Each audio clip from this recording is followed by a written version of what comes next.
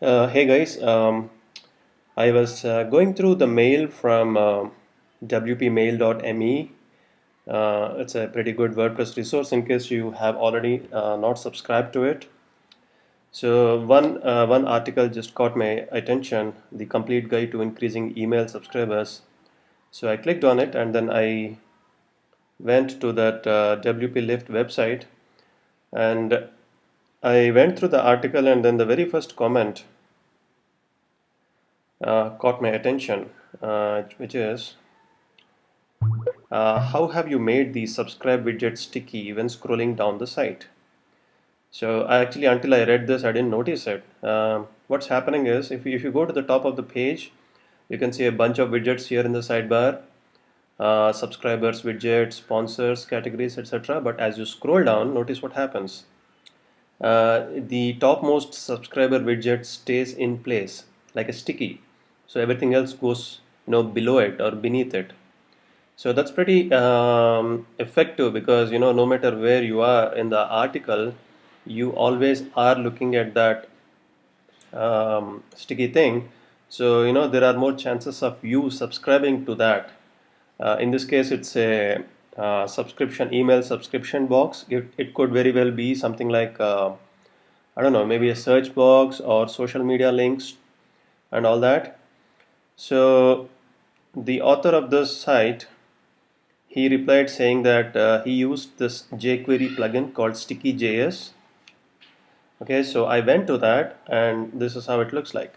So the demo is right there on this page. As you scroll down, you can see that this sticky and also download and fork buttons as well as this one, they are sticky, they always stay. So I downloaded this plugin and then I gave it a try in Builder and it works pretty nice. So I just wanted to show you how I have set it up. Okay, so right now I'm using the default child theme. I have not tested this in other child themes. Probably some CSS adjustments may be required in other child themes. So the objective here, what I try to do is that as we scroll down, I want this navigation menu to stay put. So this navigation menu has to be sticky and also the first widget in the sidebar. So right now I have one and two widgets. So I wanted the meta widget to be sticky, to stay in place. So we can see the finished thing by if I'm just scrolling down, notice what happens. So as I scroll down, the navigation is stuck to the top of the page and also the meta widget also is stuck. So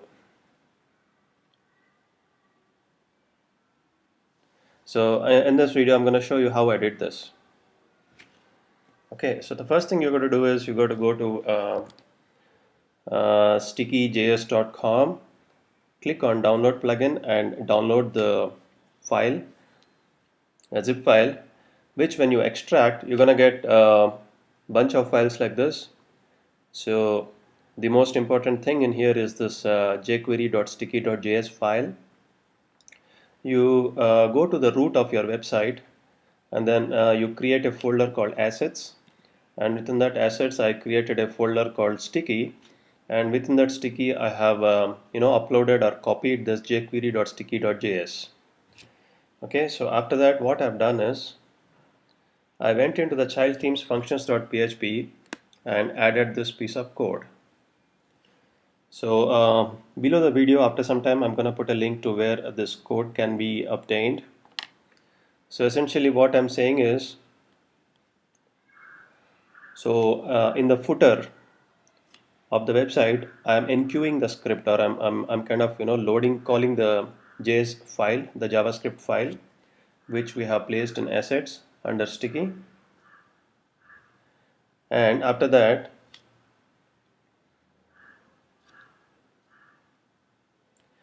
I'm saying that if is admin bar showing, so that means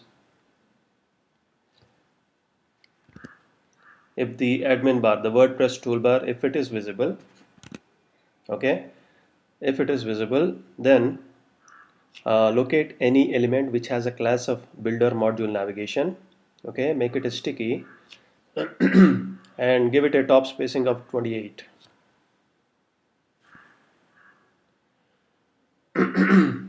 And get width from builder module navigation outer wrapper. This is important because if you don't give this get width from builder module navigation outer wrapper, the navigation module is not going to have the 960 pixels width when it becomes sticky. Okay, so what is this 28? So this 28 is the height of the WordPress admin bar. So this is 28. The height of this WordPress bar is 28, and that is what I have entered. And for the meta 5, so this meta -5 is nothing but the ID of this particular widget, which can be obtained using Firebug easily. Okay, so I'm saying that for that particular widget, put a top spacing of 64. Now I will explain you where I got the 64 from. This will make sense once we actually go through the else statements. So this is the piece of code which gets executed for everybody that is not an admin or who is not logged in and who basically does not have the WordPress admin bar. So right now I'm logged into this. I'm sorry. I'm connected to the site as a visitor. There is no WordPress admin bar. So this piece of script is what gets executed. So here I'm saying that for locate any element that has the class of builder module navigation, that would basically be the nav bar. Okay, and dot sticky, make it a sticky, and top spacing is 0. So if I scroll down, it's gonna stick to the top of the page. Okay, so that is pretty straightforward, and as I explained you earlier, you can just leave this thing as it is. Don't delete this is required. Okay, and coming to meta 5, that would be the this particular widget. So I'm saying that make it a sticky with the top spacing of 36. So how did I get this 36?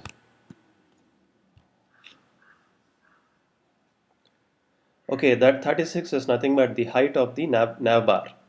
So when I scroll down, if we don't put 36 and if we put it 0, if we make it 0, okay, notice what happens. So this widget is gonna start from the top of the page, but we want it to move down by the height of the navbar. So you can just basically inspect the navbar using Firebug. Go to layout, and here you can see that the height is 36, and that is what we entered as the top spacing for the widget that we want to make as a sticky. Okay, so let me refresh this. Alright, so it works fine. Now, how did we get this 64? This 64 is nothing but whatever is this value plus 28. Okay, so this condition is when the admin bar is showing. That is when this is the case, when we already have, we always have this WordPress bar. So the top spacing for this widget should basically be the height of the WordPress bar, which is 28 pixels, plus the height of the nav bar, which you got from Firebug. Okay, that value is 64. Okay, so apart from this, we also need to add this particular styles. This is not really important, but it basically makes the kind of puts a border below the nav bar.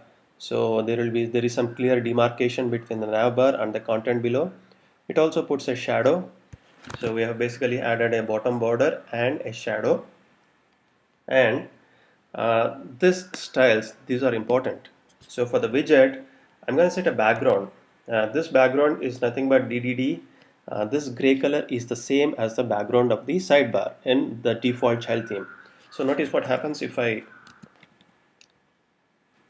comment it out. So if I don't have that, okay, see what happens. It's kind of like transparent because the widget does not have any background color. We are actually seeing the content, or in this case the widget, which is beneath or below that. So that's why we basically give a background to that widget. Then this transparency thing is eliminated, and it looks nice. And This bottom border is not really important. I just gave it so that we can basically see a distinction between the two widgets when, especially when you are scroll down like a sticky thing. So you know what, if I just comment it out and refresh the page, notice what happens. I mean, it's still working properly the way it is supposed to, but because there is no clear demarcation between this widget and the one which is below, we actually can't see the effect. So that is why we can just put a bottom border like that, and this is extremely important. Width 264 pixels important. So how did I get this 264 pixels? There are two ways that we can get it from. In my case, I'm using a layout which has a 300 pixels right sidebar. So if you notice the edit the content module of the layout, we can see that the sidebar width is 300. Okay, and I think there's going to be 1.5 pixels padding on the left, 1.5 em padding on the left on the right of the widget. So at least in the default child theme, we basically do 1 pixel is 12 pixels, 1 em is 12 pixels, so 1.5 em is 18 pixels. So 300, which is the width of the sidebar, minus the left padding and minus the right padding, so that is 264. So this is one way of obtaining this width. The other way would be, initially you wouldn't know this, so it will be like that, something like that.